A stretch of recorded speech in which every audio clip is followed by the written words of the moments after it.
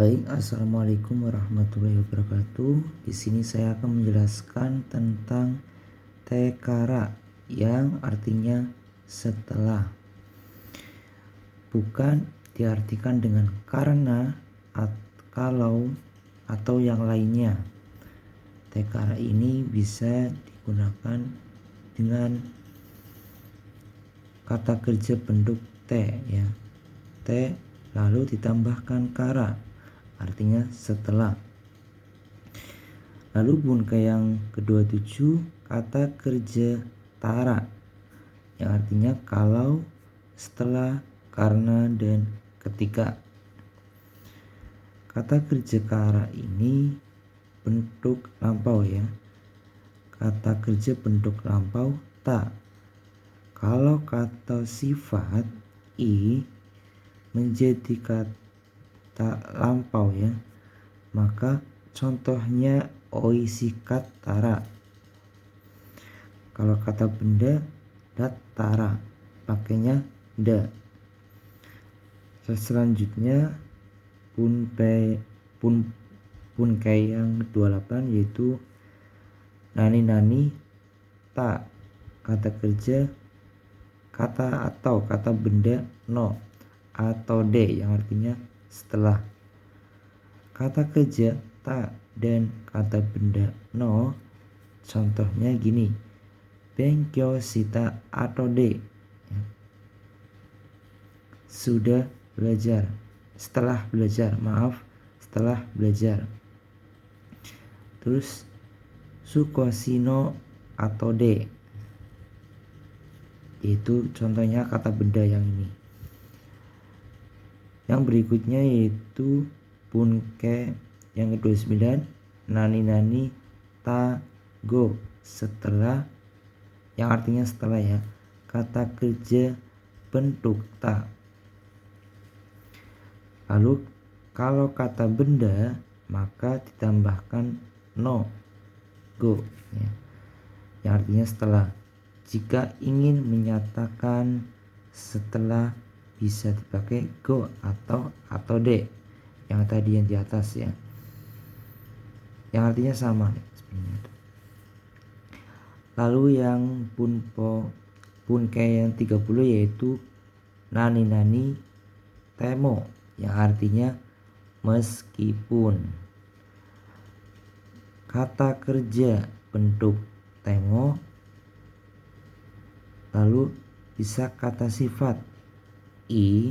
Kalau ada kata sifat i seperti samui, oishi, maka menjadi kute ditambahkan mo ya kan, oishi kutemo.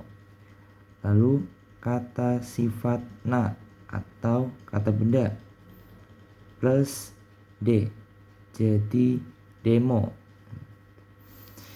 Lalu yang berikutnya nani te mimas. Ini mimas ya, gak kelihatan, yang artinya mencoba.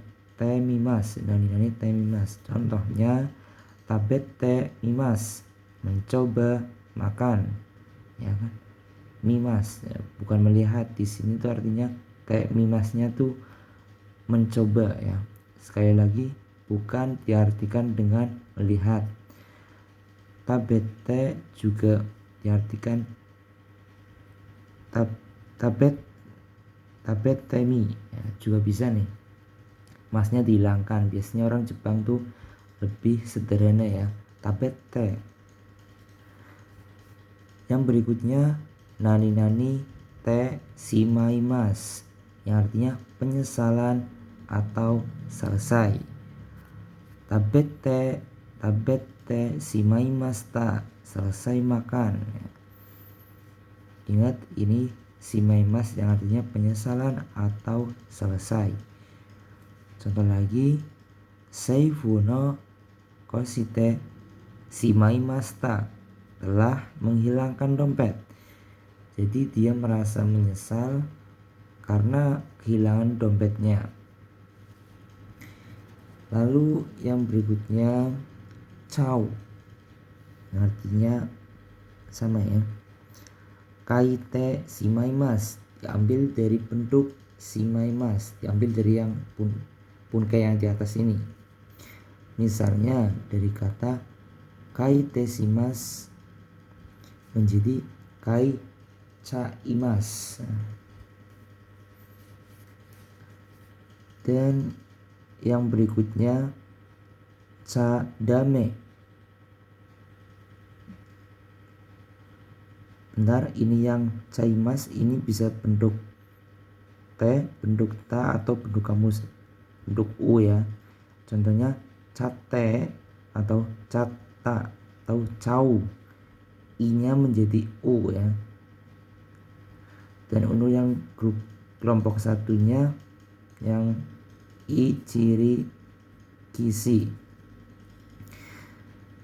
Lalu untuk punke yang 34-nya nani cademo dilarang, yang artinya tidak boleh ya.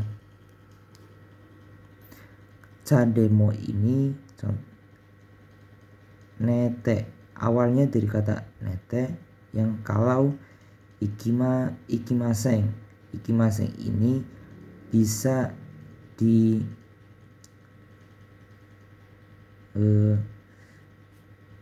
bukan ikimaseng doang yang dikatakan dilarang, tapi ada kalimat lain selain ikimaseng, ada kata lain selain ikimaseng, yaitu contohnya dekimaseng atau dame yang artinya tidak ya.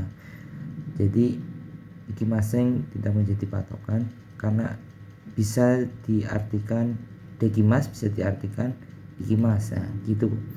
Dame ini bisa diartikan juga ikimas, artinya tidak, atau bisa diartikan negatif lah. Nechadame, nechadame, coto atau mazui ya. Walaupun artinya coto kan sebentar ya, tapi tidak bisa diartikan satu kalimat tersebut karena di sini cotonya agak panjang. Coto ini ini bisa diartikan dengan tidak atau negatif. Ada juga dengan mazui yang artinya tidak boleh gitu. Coto agak panjang ya. Nechadame yang artinya negatif atau tidak boleh. Dekimaseng juga sama, dame juga sama. Lalu yang terakhir punke cau. Misalnya dari kata yonde shimaimasu, yonde benar-benar tadi salah menyebutkan cau ya, jauh bukan cau. Misalnya dari kata yonde shimaimasu, yonde jaimasu ya. Shimas bisa tadi jamas bisa di bentuk site, bentuk ta, atau bentuk u atau bentuk kamus ya. Dan untuk kelompok satunya pi mini gi. Bunkai yang selanjutnya 36 yaitu jadame yang artinya dilarang atau tidak boleh. Yonde wa ikimaseng, kalau tidak bisa, kalau baca tidak boleh gitu, atau tidak boleh membaca. Kalau tidak boleh membaca, ada partikel wa di sini ya. Yonde wa ikimaseng yang artinya kalau. Yon jadame juga sama. Mungkin itu saja penjelasan punkai sekarang. Mohon maaf jika memang ada salah kata atau ada sesuatu yang kurang baik. Wassalamualaikum warahmatullahi wabarakatuh.